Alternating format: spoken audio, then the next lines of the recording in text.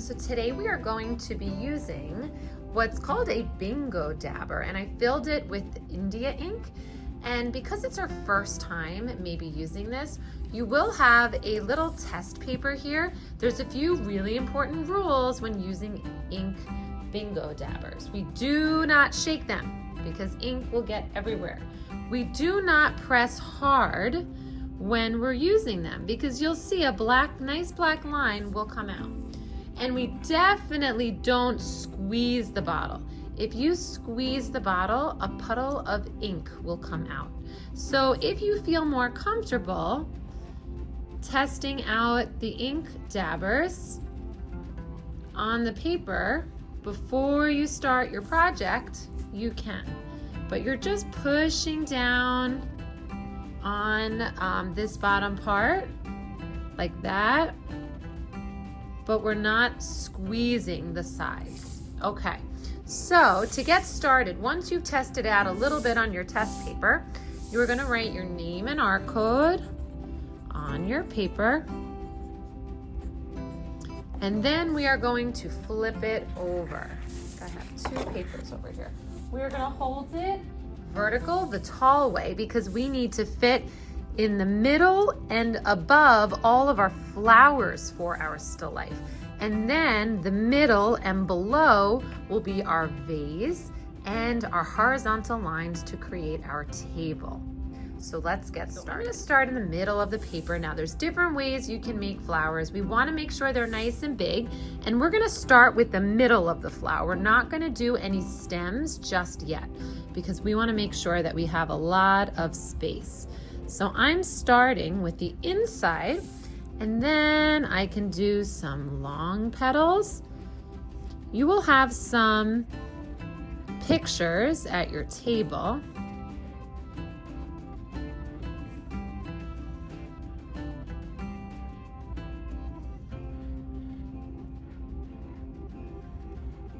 Now that's a really big one.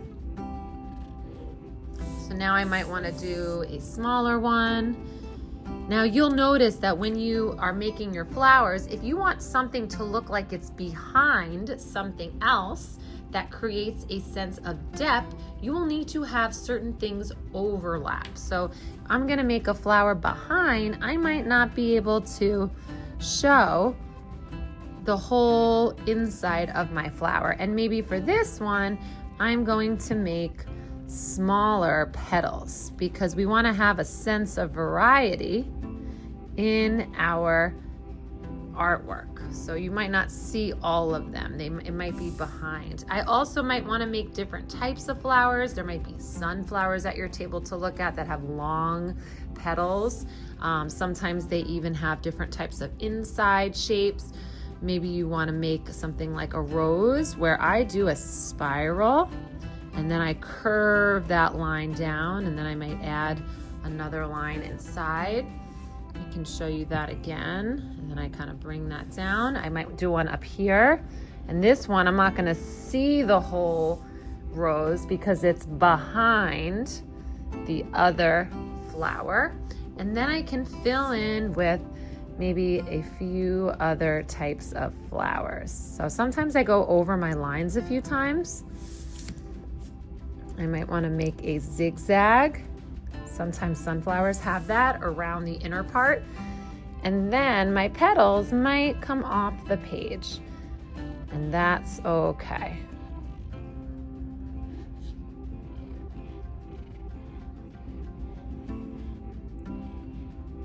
And now I don't see all of those because they are behind.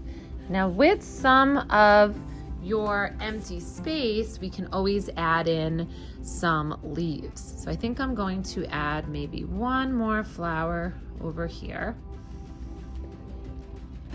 Maybe I'll make this inside a little bit smaller.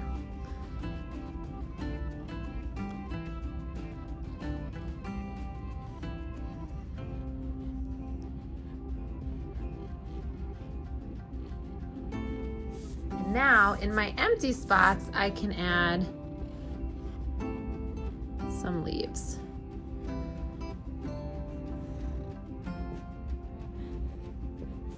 And then I'm going to now, if I need to, if I have a little space, I can add maybe a stem or two if you see them.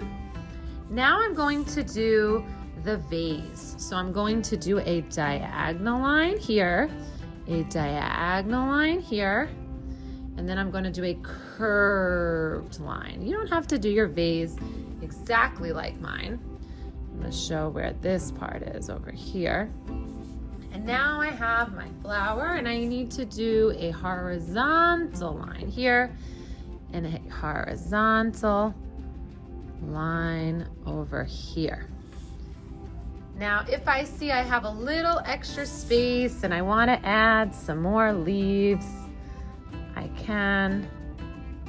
Or if I can fit another flower with my extra time, I can. And that is all we are going to do for today.